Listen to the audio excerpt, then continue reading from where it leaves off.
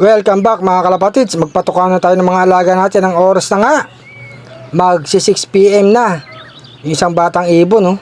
Sumabay na kumain. Yung isa lumapit din mga kalapatids. Nakakapag-adjust na silang dalawa dito sa malaking kulungan. Kasabay na nila yung mga flyers natin mga kalapatids. Magaganang kumain. Gusto na namang lumabas si Batek at saka si Padrino. Huwag mo apakan si Batek, Padrino. Labas na. Nakaronda na naman ang pangwala yung ibon mga kalapatids. Dalawa lang sila pinilipad natin. Malapit na nga magtakip silim mga kalapatids. Magaganang lumipad. Meron pang itlog yan na lilimliman ha. Pinaronda natin. Gustong gusto nila yan. Pinapakawalan sila sa umaga man o sa hapon mga kalapatids. Dahil yung dalawa na yan, tambay lang dito sa loob natin mga kalapatids. Ito ang binibigay ko sa mga breeders natin mga kalapatids para mabilis umitlog. Naglagay pa tayo ng isang kainan. Sa isang kainan nagkagawan sila mga kalapatids. Ayan, may tumuka na. Makukulit kasi dito yung dalawang batang ibon eh. Gusto sila lang ang kumain.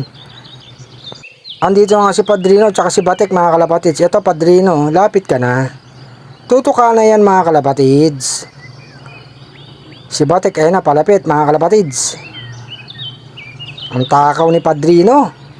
Gustong tumukha ni Batek, nag-alangan. Pumasok na sa loob mga kalapatids. Bali nga sanang itlog nila mapisa. Parang pamigay natin mga kalapatids.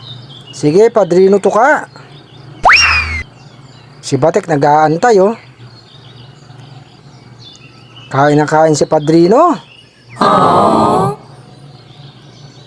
Ipasok ko na itong kainan mga kalapatids sa loob para makakain na rin si Batek. Kunin ko na yung lagay ng tubig nila mga kalapatids. Padrino, pasok na. Nag-aalangan ka pa. Tumalong ka na Padrino. Sama mo na si Batek kumain. Lagay tayo ng tubig dito mga kalapatids. Plain water. Mga uwaw na yung mga alaga natin. Pili lang kayo lahat mga kainom.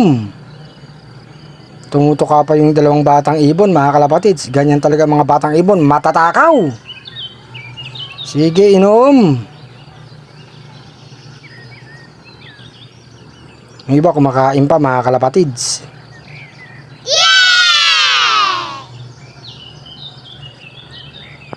Maglagay na tayo ng tubig mga kalapatids. Nauwaw na yung si Batek at si Padrino. O eto na, inom na. Sige, inom. Yung isang ibon natin tumutuka pa.